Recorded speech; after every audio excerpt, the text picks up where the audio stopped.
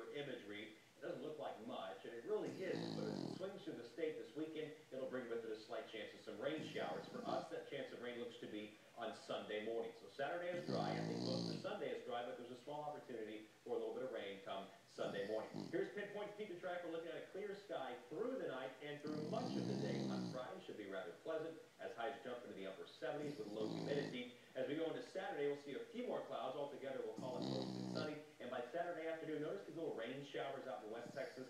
That's that upper-level storm that'll be swinging through Saturday night, Sunday morning. As it does so, we're expecting a lot of showers and storms to erupt just off toward east along the I-10 corridor, far east Texas into Louisiana.